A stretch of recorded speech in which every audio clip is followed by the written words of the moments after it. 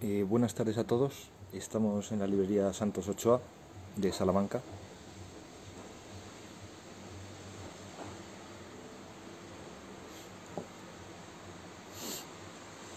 Buenas tardes a todos. Estamos aquí en la librería Santos Ochoa de Salamanca. No sé si me oye bien.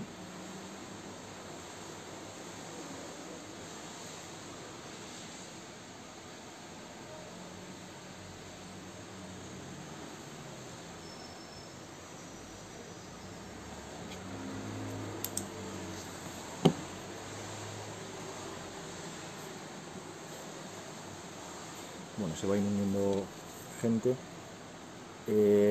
Vamos a presentar esta tarde la última novela de Luis Landero, El huerto de Emerson. En unos minutos se va a conectar él.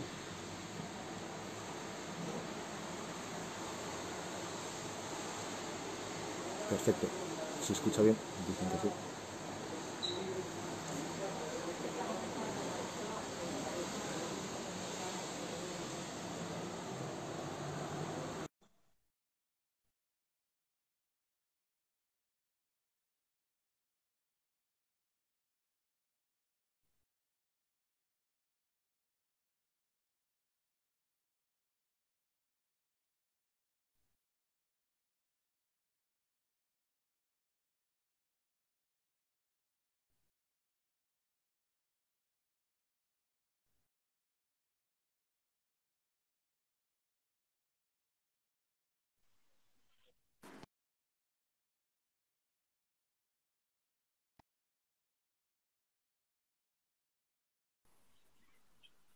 Está mirando para acá, eso es. Hola.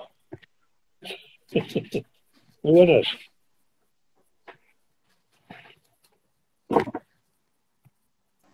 Hola Luis, Hola, ¿qué tal? ¿Cómo estás? ¿qué tal? Bien, ¿No se me oye aquí bien? esperando. Sí, te oigo bien, sí, sí. Perfecto. Es un jaleo esto con los auriculares. Sí, No te oigo. espérate, pero no se oye. Sí, ahora sí, sí. Perfecto. Vale, vamos a ponerlo con el sonido ambiente porque si no, no se oye. Cerrar la puerta de la entrada. ¿Qué tal? Bien, bien, vamos, listo para hablar con vosotros y Fenomenal. gracias por la invitación. Nada, a Gracias ti. por la De verdad, invitación. gracias por estar aquí con nosotros. Ya he dicho, pero está uniendo más gente, que vamos a hablar esta tarde con Luis Landero. Presenta El huerto de Emerson, que es su último libro. Está editado en Tusquets. Y, y nada, pues es un placer estar aquí contigo, aunque sea virtualmente. Lo mismo os digo, sí. Bueno, pues si quieres podemos empezar por el título del libro, que explicas de dónde viene en el libro. Me gustaría que lo explicaras, y porque tú dices que de una lectura de los ensayos de Ralph Waldo Emerson sacas esa historia del huerto. Efectivamente, mira, Lidia, ¿puedes traerme el libro que hay allí? Uno de Austral. Mira, mira, yo te sostengo esto. Ahí está, ese de Austral que está ahí. Ahí abajo, ese es el primero, sí, sí. Mira, Ah, mira, ahí están.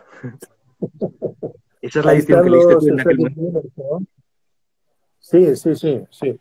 Y bueno, y fue un libro que a mí realmente me marcó, porque es un libro para, sobre todo si lo lees con 18 años, es un libro tan romántico, tan exaltadamente romántico, que, bueno, pues que puede dar un sentido a tu vida, puede, no sé, y uno de los ensayos que más me gustó se llama Confianza en sí mismo. Y eso es lo que yo necesitaba, porque es lo que se necesita a esa edad, confiar en uno mismo. Y es un libro que a mí me marcó, porque es un libro además, bueno, pues un libro estupendo, que bueno, que lo han leído muchas generaciones y, y que ha influido en mucha gente, ¿no? Y él habla de que todos hemos recibido en herencia como un terrenito. Él no dice un huerto, lo del huerto me lo inventé yo y tal, sin querer, ¿no?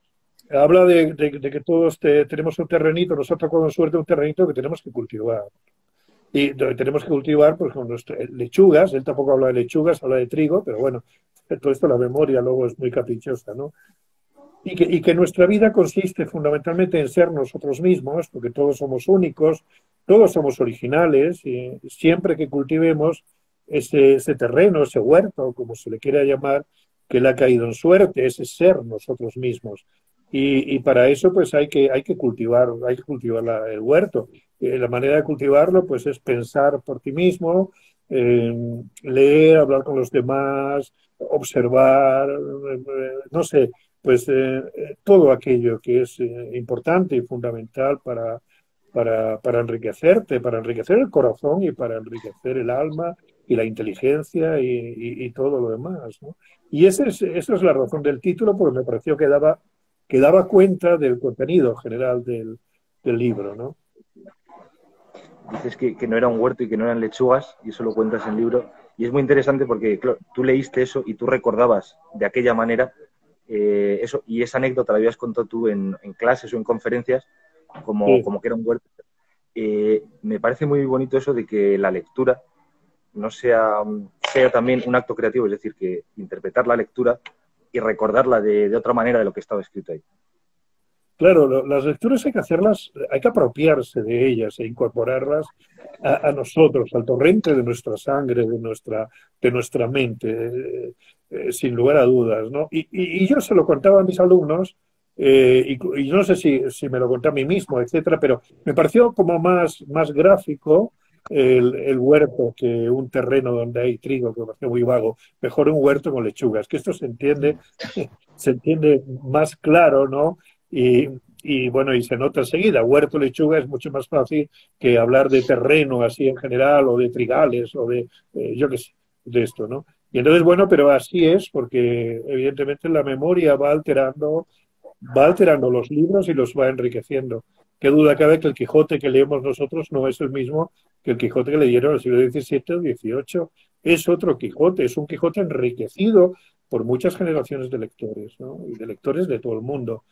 Y entonces cuando nos asomamos al Quijote diríase, ¿no?, que es un libro distinto, vamos, distinto no, pero es otro libro que el que escribió Cervantes, ¿no? En ese sentido, y esta pregunta yo quería hacerla después, pero aprovecho y te la hago, en ese de que probablemente nos reíamos de otras cosas, que se rían los románticos leyendo el Quijote, que ellos lloraban a lo mejor, y nosotros nos reímos ahora de eso. ¿Qué importancia tiene el humor en tu obra y en las obras que tú lees? ¿Te interesa que tenga el humor en la literatura? Sí, bueno, claro, me interesa el humor, ¿cómo no me va a interesar? Pero cuando hay autores que no conocen el humor, es muy difícil, por ejemplo, en Faulkner, encontrar el humor y en otros.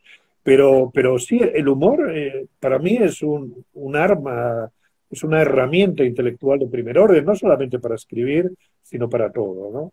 Para todo, porque el humor te ayuda a distanciarte de las cosas, te ayuda a sosegar las emociones, a mirar las cosas de un modo más racional. Y ese distanciamiento puede ser un modo de lucidez, ¿no? Puede ser un modo de lucidez. Porque donde hay humor no hay emoción, ¿no? El humor y la emoción están reñidas, ¿no?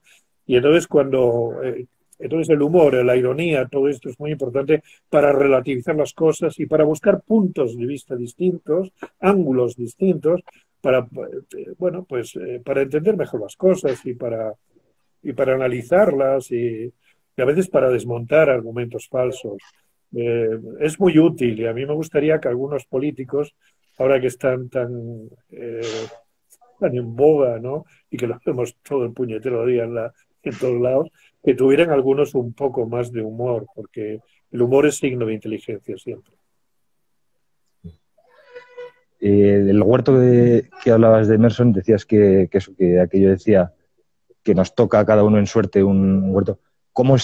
¿Qué huerto te tocó a ti y qué herramientas has usado para arar esa tierra?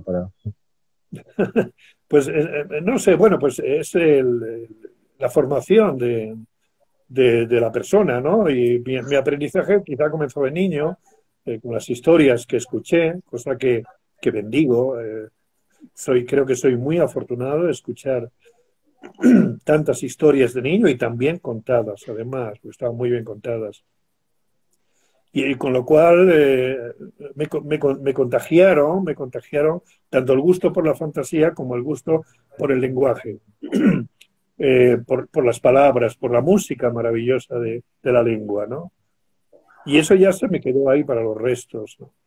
Y luego mi huertos se enriqueció también cuando empecé a leer poesía, que empecé a leer los fragmentos que venían en los libros de texto, porque en el bachillerato que yo hice, además fue el bachillerato de ciencias, pero en el bachillerato elemental solamente había textos ilustrativos de la teoría, ¿no? Y a mí me maravillaba y me enamoraba de las palabras, ¿no? Y luego empecé a escribir mis primeros poemas. Entonces mis maestros fueron Bécquer, Machado, Juan Ramón, Neruda, Lorca, bueno, eh, y con todos esos me enseñaron a cultivar mi huerto. Y luego las lecturas. Evidentemente, el mejor modo de cultivar cada uno su huerto es leer. Leer es lo mejor también, el cine, la música. Bueno, imagínate, viajar, ver, observar, hablar. Hay tantas cosas, ¿no?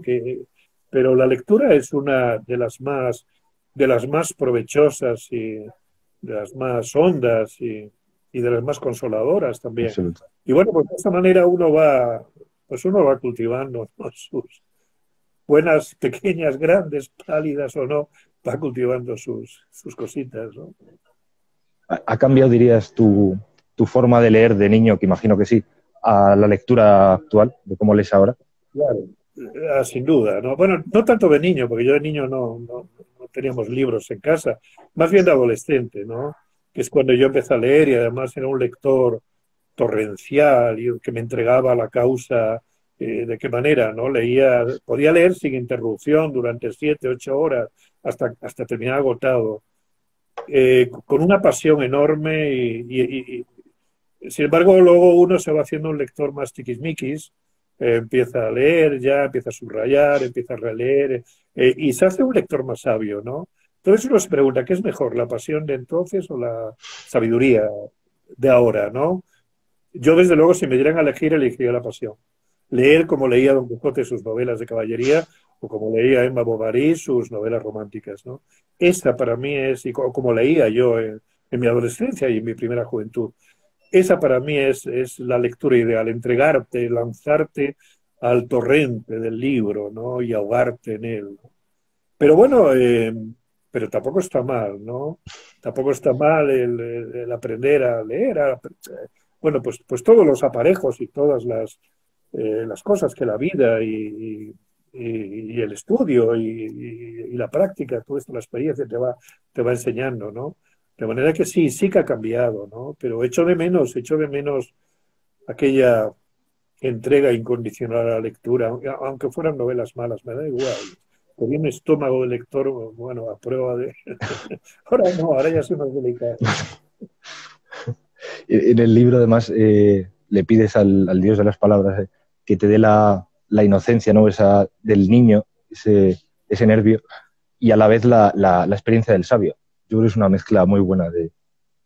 Claro, porque es que, por ejemplo, para el arte en general, para la literatura, yo diría que también para la filosofía, es muy importante la contribución del niño. Cuando digo el niño, me refiero metafóricamente al conocimiento intuitivo. Pero es el conocimiento que de algún modo viene, no sé si de la inocencia, no sé cómo llamarle, pero bueno, es ese conocimiento intuitivo, un poco irracional, tiene un no sé qué de irracional y tal, eso que no puedes conseguir. Decía, no me acuerdo quién decía, la razón es la que busca y el corazón es el que encuentra, ¿no? La razón, diríamos, es el sabio y el corazón, diríamos, es el niño, el intuitivo, ¿no? Y a veces la intuición naturalmente te lleva por atajos expresivos y, por ejemplo, en la poesía se ve claramente que esas expresiones tan afortunadas, tan esenciales de muchos poetas solamente pueden venir por la intuición, por el corazón, no por la razón, no por la búsqueda razonada del concepto o de la imagen. De manera que yo creo que sí, yo creo que sobre todo para escribir novelas, bueno, yo creo que para todo en la vida es muy bueno, ¿no? La unión del sabio y del niño.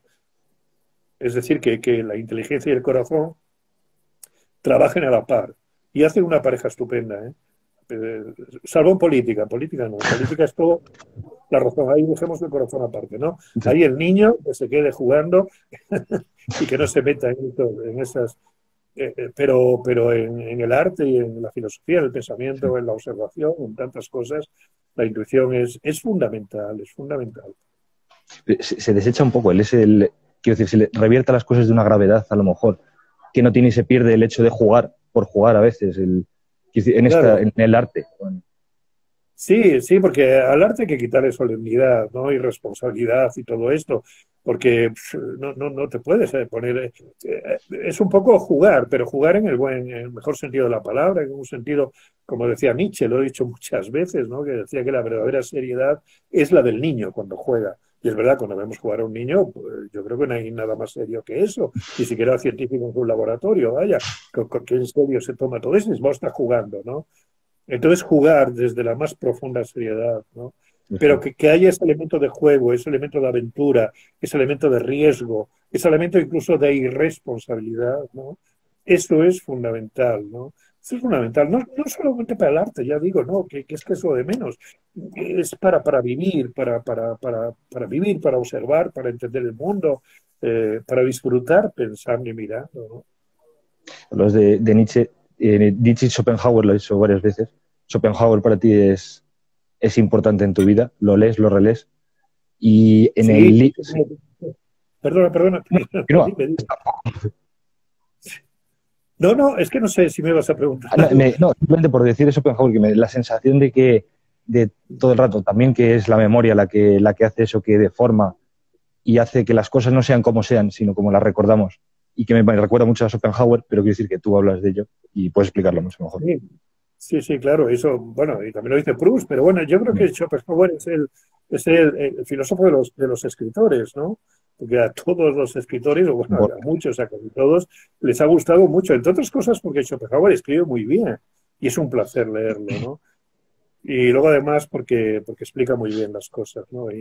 Y lo puede entender cualquiera, vamos, ya lo entiendo yo, vamos, que no soy experto, pero a mí me encanta y siempre tengo a mano a Schopenhauer. Sí, sí, lo leo siempre y además me consuela muchísimo leerlo porque explica muy bien el mundo y lo que somos, la vida. Todo esto yo creo que nadie lo ha explicado desde mi punto de vista como lo ha explicado él, ¿no?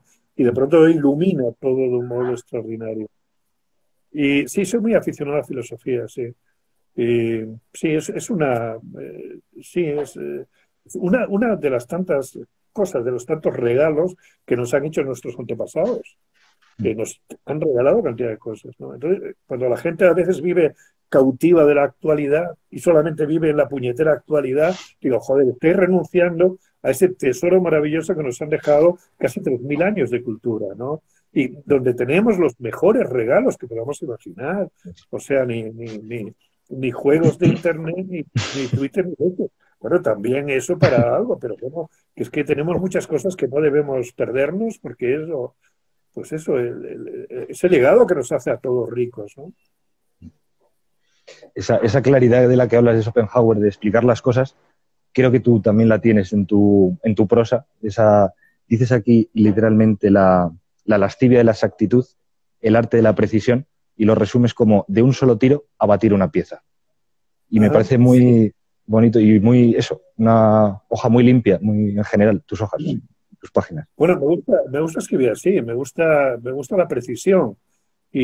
Bueno, y yo creo que los grandes escritores, casi todos buscan también esa precisión, hasta aquellos que son más oscuros, más escurridizos, como puede ser, por ejemplo, el caso de Faulkner, por ejemplo, es preciso, y no digamos Proust, que tiene una sintaxis absolutamente precisa, o no digamos Valle Inclán, y Baroja, en fin, Azorín, tantos los del 19. Yo creo que la precisión es fundamental y no hay cosa que me moleste más en un escritor que la imprecisión, porque es signo de torpeza. Sobre todo porque si uno quiere ser ambiguo, si uno quiere decir las cosas de un modo ambiguo, es decir, sugerirlas sin explicitarlas, pues me parece muy bien, pero también hay que ser preciso para eso, ¿no? Entonces la precisión me parece que es fundamental, ¿no? Sí, me parece, no sé, es una virtud, para mí es una virtud estética de primer orden. Se nota. Sí. Eh,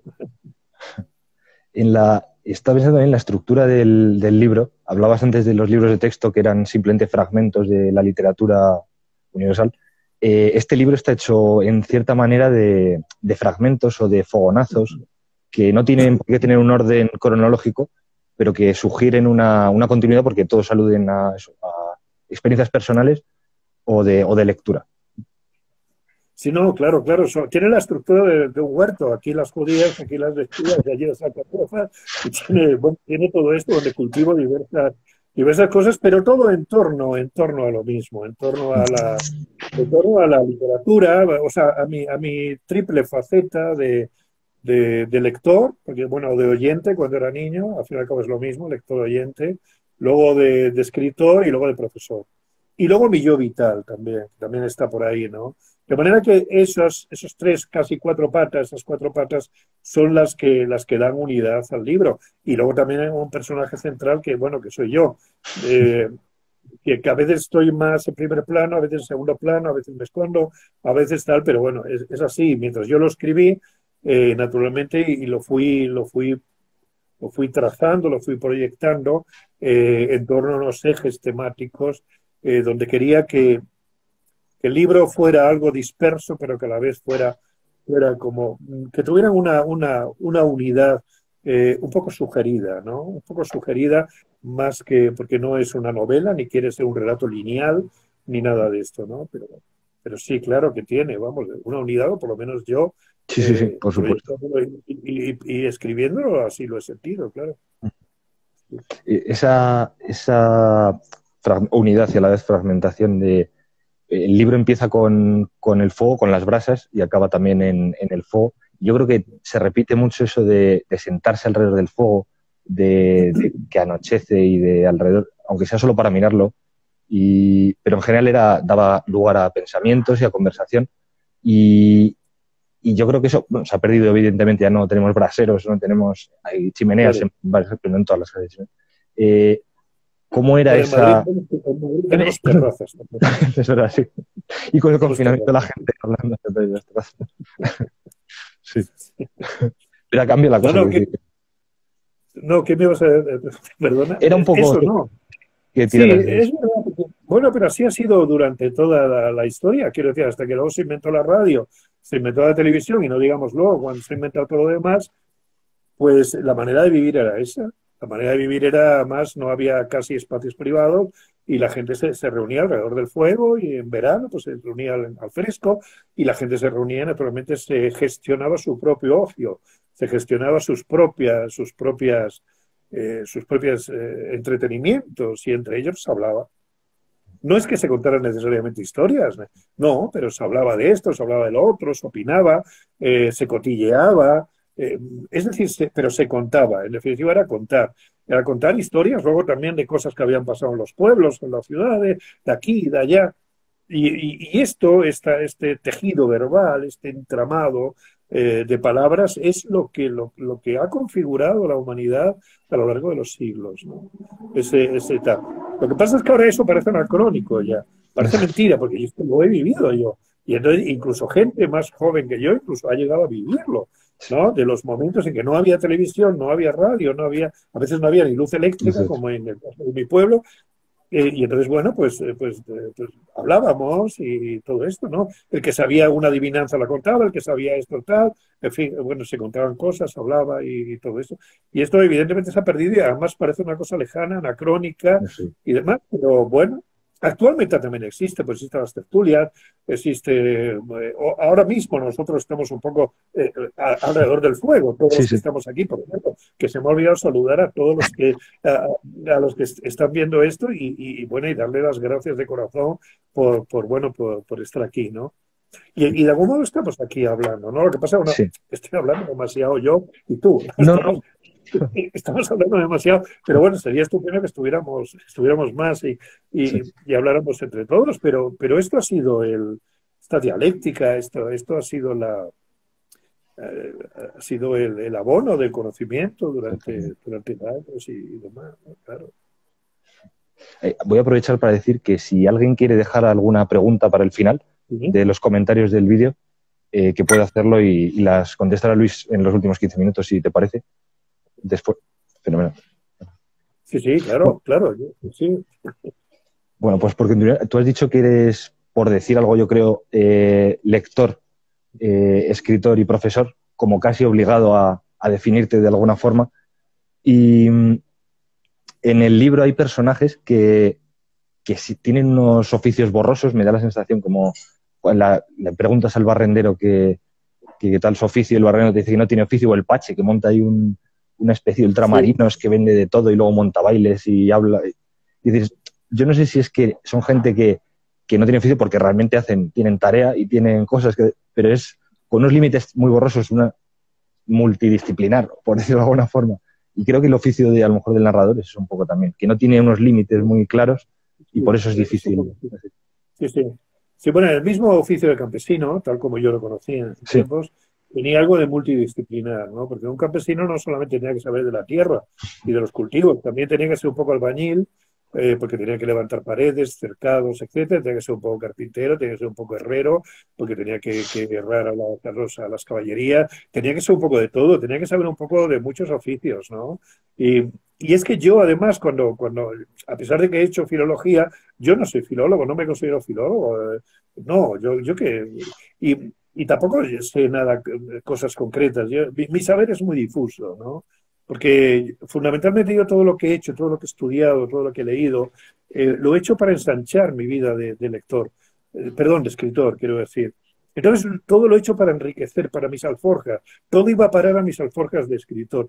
Yo he leído bueno, he leído por placer, por supuesto, y he estudiado a veces también por placer y por obligación, pero casi todo era para poder ser escritor y para ensanchar mis experiencias y para poder escribir, ¿no? Y luego al final eres escritor, pero tampoco eres profesional del ramo porque lo que haces no es... o sea, quiero decir que yo no soy fiable como escritor. A mí no me pueden hacer un encargo, a mí no me pueden encargar un libro porque no sabría hacerlo. Es más, ni un artículo a veces, ¿no? A mí me sale lo que me sale, o sea, y no escribo lo que quiero, sino lo que puedo, ¿no? Al Y principio lo entonces, de dices, manera que no, sí. No, eso, de escribir entonces no por me escribir. Sí, escribo mis temas, mis cosas, lo que tengo que escribir, pero escribir ¿cómo se dice?, a rima forzada o a pie forzado, a mí eso no soy capaz, de verdad. Y cuando he tenido que hacerlo, porque he tenido que dar alguna conferencia, algún discurso, alguna cosa, realmente lo he pasado mal y me he aburrido bastante haciéndolo, ¿no? A mí lo que me gusta es escribir sobre un plan, porque nunca se escribe en el vacío, ¿no?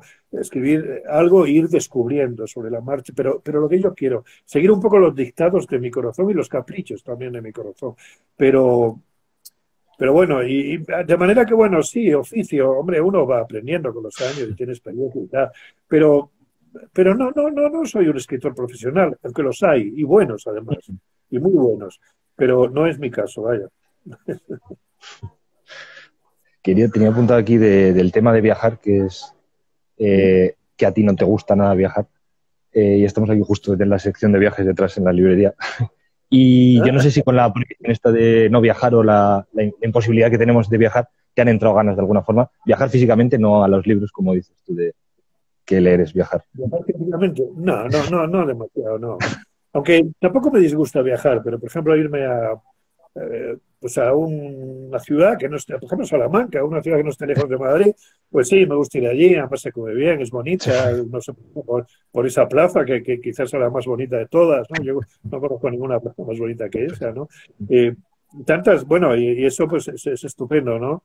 Pero no soy viajero, ¿no? Aunque bueno, no soy viajero también porque soy perezoso, eh, soy un poco animal de madriguera y esto, pero si me pongo, luego disfruto viajando, ¿eh? Pero tengo que vencer esa pereza inicial. Y luego también me ocurre una cosa, que cuando he viajado casi siempre por obligación. En los tiempos de la farándula, porque iba a trabajar, porque iba a tocar la guitarra, con lo cual no era exactamente un viaje de placer. Y cuando era escritor, ibas a dar una conferencia o a hacer cosas, a ver a gente, entrevistas, cosas de estas. Tampoco era un viaje, digamos, de placer, aunque bueno, había sus momentos, ¿no? Pero sí, el viaje por placer tampoco me parece mal, ¿no? Pero echo de menos cómo eran los viajes en tiempos, ¿no? Ahora ya los viajes son un poco parecidos en todas partes. Antes, Sí. viajar, por ejemplo, a mi pueblo desde Madrid era una aventura. O desde mi pueblo a Madrid o al revés. Eran viajes. Yo una vez fui a Málaga en autostop cuando yo tenía, creo que 17 años, ¿no? Y que tardamos 4 días, ¿no? Y aquello sí era un viaje porque el trayecto contaba y de qué manera, ¿no? Y dormías donde podías y tal. Pero ese carácter de aventura ha desaparecido en los viajes. Ahora todo está demasiado previsto, ¿no? Pero bueno, sí, no sé qué decirte. A pesar de eso, conservas la capacidad de asombrarte, quiero decir, que aunque la realidad se imponga muchas veces como algo más anodino y tal, y tú la conservas. Sí, pero incluso o sea, viajando, es que dar una vuelta por el barrio, por Madrid también es viajar. O sea, es pasear. Bueno, se llama pasear, no se llama viajar, pero de algún modo es un viaje, ¿no? Y vas descubriendo cosas, ves la gente, ves las cosas, es un espectáculo, la calle y todo, si sabes observar y tal, pues es muy interesante. Y eso de la capacidad de asombro bueno, es que realmente la costumbre es el gran enemigo del conocimiento. Y cuando ya la costumbre hace, hace presa en ti, muerde en ti y ya todo está visto y te conviertes en perro viejo que viene de vuelta, mal asunto, ¿no? Porque entonces siempre hay que conservar ese espíritu un poco inexperto, ese espíritu de explorador, de que va de conocer el mundo, de conocer cosas, de aprender, en definitiva, aprender. Porque si estás ya aprendido, ya ¿para qué leer? ¿Para qué hacer nada? ¿No? Entonces, siempre ser aprendiz un poco de todo, mantener ese espíritu de aprendiz, eh, eso es estupendo y eso, en definitiva, es esa capacidad de asombro, porque, claro, eso lo decía Aristóteles, nada más empezar, lo dice que la filosofía comienza con el asombro, ¿no? Y luego lo repite Platón y lo repiten tantos. Ortega también lo dice muy a menudo, ¿no? Que asombrarse es empezar a entender, ¿no? Cuando algo te asombra es porque lo puedes entender, pero si algo no te asombra, no. Seguro que Newton cuando le cayó la manzana se asombró, ¿no? Dijo, vaya, una manzana que cae, ¿no? No sé, bueno, estas cosas, ¿no? Sí. Pero sí, de ahí del asombro nace la curiosidad, nace la investigación, nace el conocimiento, nace todo esto, ¿no? La luz para los pintores, para Antonio López, la luz del membrillero, del membrillo, pues eso naturalmente dice, ¿cómo puedo captar eso? Pues claro, pero no son muchos los que se asombren ante la luz de los membrillos, ¿no? Pero deberíamos, si Sí, no sí. eso, otras cosas, ¿no? Total. Bueno, yo creo que vamos a pasar a las preguntas que está haciendo la gente por el chat. Preguntan qué opinas acerca del compromiso del escritor con la sociedad. Bueno, del ciudadano, yo diría más bien. El escritor, yo creo que el compromiso del escritor es escribir, es escribir lo mejor que él sabe y hacer lo que tiene que hacer. Y sobre todo ser libre. El arte tiene que ser libre y no debe servir a ninguna causa. Salvo cuando hay una dictadura. Ahí las cosas cambian, ¿no? Cuando hay una dictadura, a veces, como os ha dicho, la novela o, por ejemplo, ocupa el lugar que no tiene el periodismo. Entonces tiene que decir cosas que en una democracia las tienen que decir los periodistas, no los novelistas, ¿no? Entonces yo creo que el compromiso fundamental de un escritor con la sociedad y con los lectores, porque sociedad es excesivo, es ser el mismo y escribir lo que debe escribir y ser libre, y esto es. Luego habrá escritores, unos se comprometen más porque tienen una dimensión política que otros no tienen, pero eso ya depende de cada cual, ¿no? Pero esencialmente es lo que dije antes, ¿no? Me parece por ahí. Sí, sí. Preguntan también qué libro te hubiera gustado escribir, imagino que por el... ¿Qué decimos? ¿El Quijote? ¿Decimos el Quijote? No, el Quijote no, porque el Quijote, no, eso es demasiado, ¿no? Es demasiado. Pero por ejemplo Robinson Crusoe me hubiera gustado escribirlo. Me parece un libro maravilloso. Yo casi todos los años lo releo, ¿no? O si no, todos los años, cada año y medio y tal, me gusta volver a leerlo, porque es un relato tan cerrado, tan claro de alguien que se queda náufrago en una isla. Es tan especial, tan bonito, eso me hubiera gustado, pero hay tantos y tantos que me hubieran gustado escribir. La metamorfosis de Kafka me hubiera gustado escribirla, pero claro, para eso tengo que ser Kafka, porque es un mundo tan kafkiano que a ver cómo coño lo va a escribir alguien que no sea Kafka, ¿no? Bueno, hay muchos libros que me hubiera gustado escribir, algunos Grandes Esperanzas de Dickens, por decir algo, me hubiera gustado escribir alguna novela de Galdós. Me hubiera gustado escribir Luces de Bohemia de Valle Inclán. No sé, si puestos a pedir a los reyes, muchas cosas. Preguntan también de qué forma construyes tus personajes. Haciéndolos actuar. Es que no hay otra manera, ¿no? Porque psicológicamente yo no los construyo. Puedo saber más o menos cómo son, así en general, pero bueno, saber psicológicamente cómo es un personaje, bueno, te puede servir para guiarte, para hacerte una idea, pero nada más. Lo importante es cuando actúa y cuando se enfrentan a un conflicto. En ese momento es cuando el personaje se hace y así es como se construye. Entonces, poco a poco, pues vas presentando, o se va presentando él, incluso físicamente, como es, como tal, aunque tampoco es necesario. Hay personajes de novelas que no sabemos ni su edad ni su aspecto físico, ¿no? Pero bueno, eso cada cual, ¿no? Pero yo creo que sobre todo es la acción. Toda novela, todo relato el personaje es el centro de todo relato. Entonces, para mí, vamos, yo creo, para mí los personajes es lo más importante.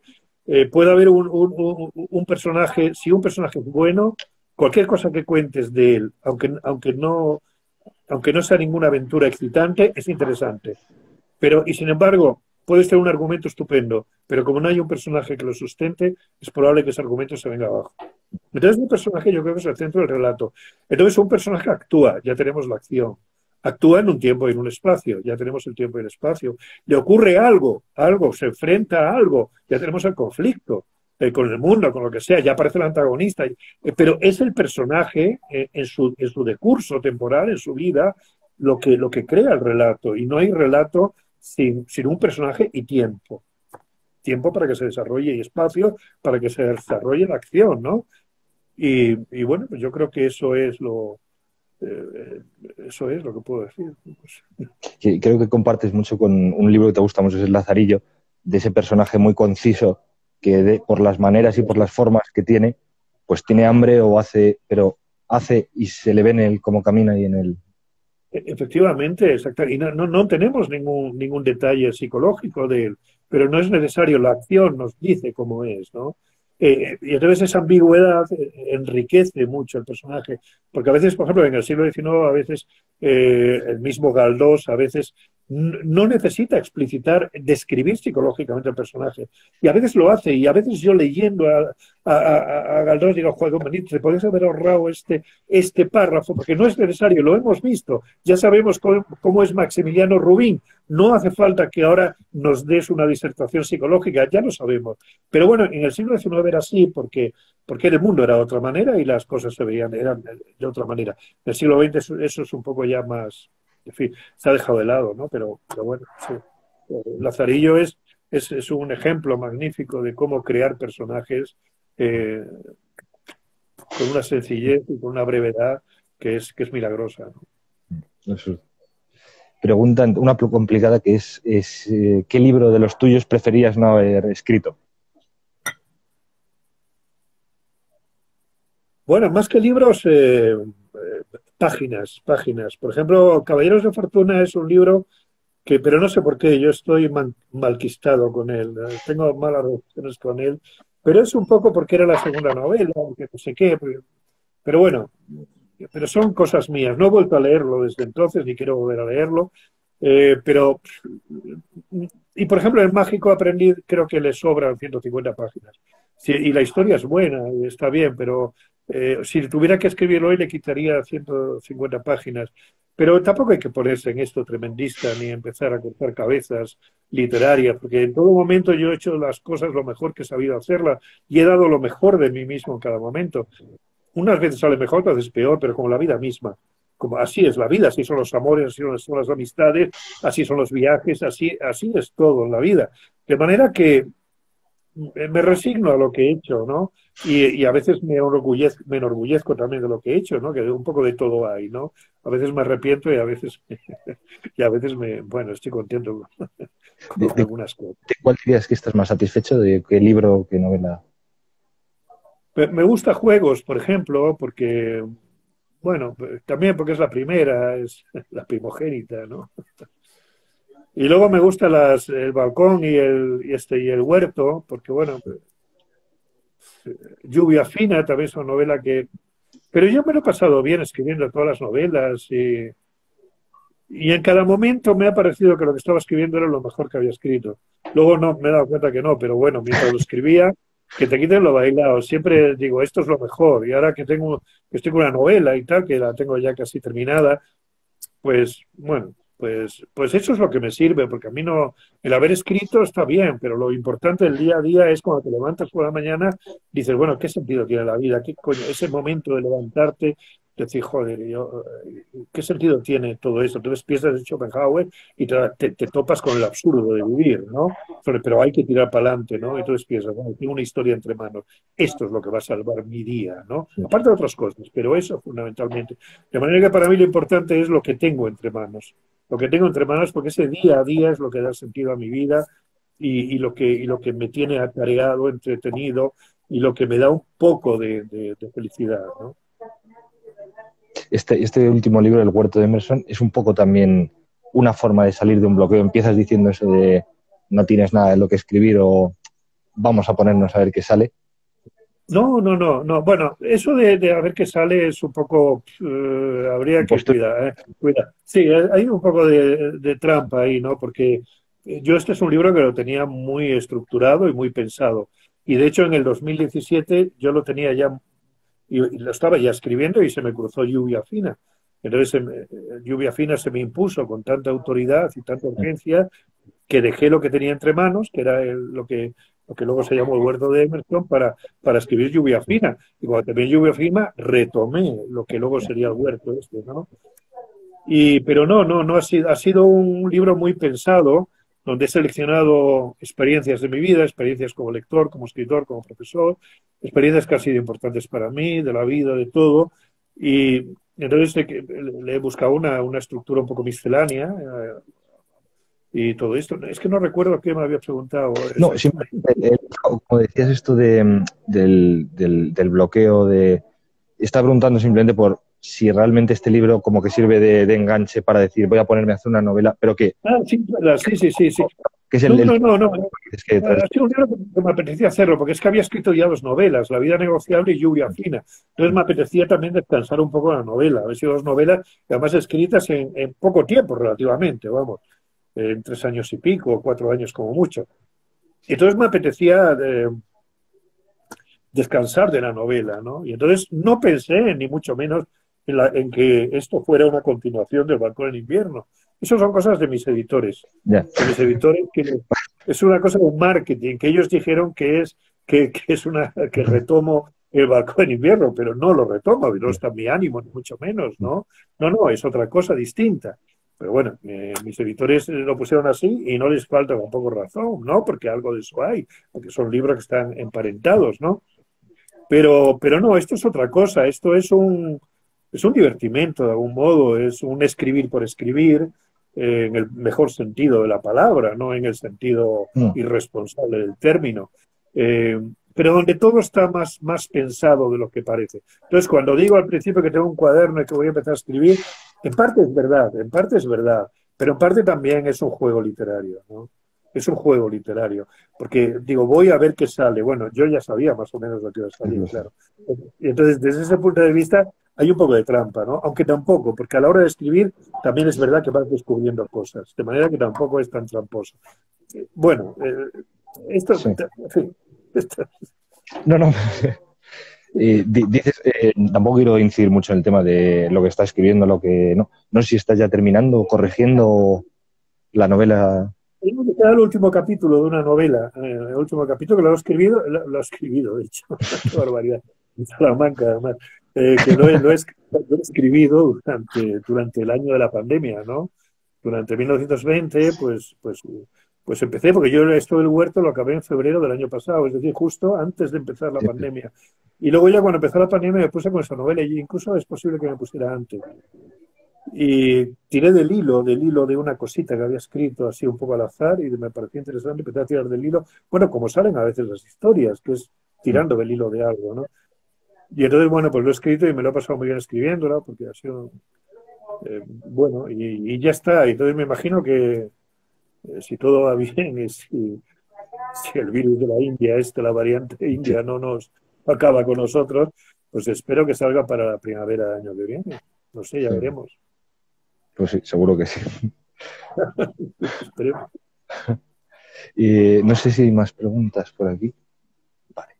Eh, sí, mira, hay una sobre tus alumnos. ¿Cómo reaccionaban tus alumnos ese primer día ante tus palabras?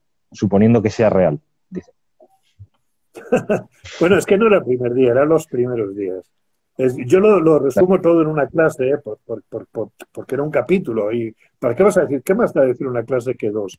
Yo eso lo contaba en 2 o 3 clases, porque me parece que era lo más interesante que tenía que decir. Pues a los alumnos les gustaba, les impresionaba, decía, ay, qué interesante. Pero bueno, una cosa es eso y otra cosa es que luego me hicieran caso. Entonces yo les decía que escribieran 2 horas a la semana y tal, y unos escribían y otros hacían que escribían. Pero no, es que, mira, esto de pensar y esto de cultivar cada uno su huerto exige un esfuerzo. Exige un esfuerzo, exige lentitud, exige concentración, exige soledad. ¿Y quién está dispuesto a hacer ese esfuerzo para cultivar su propio huerto?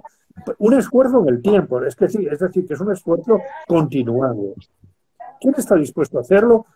No muchos, desgraciadamente pocos, ¿no? Entonces, Sí, bueno, a mis alumnos sí les pareció interesante porque además es un discurso así romántico, como es Emerson. Bueno, y además había más cosas, no es solamente Emerson, ya luego sí. estaban mis aportaciones y mis amplificaciones y todo esto.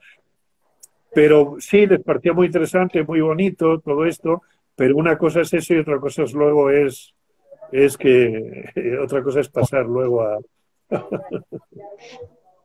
cultivar, vamos, a esto que hemos dicho. Sí.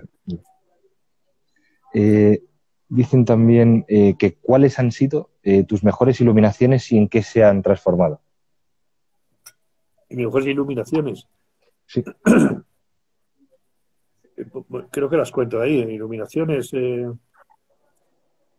Sí, bueno, hay un capítulo de Huerto que se llama Iluminaciones, ¿no? Bueno, ahí cuento algunas, como esa sí, de cosas que te sorprenden y todo esto, ¿no?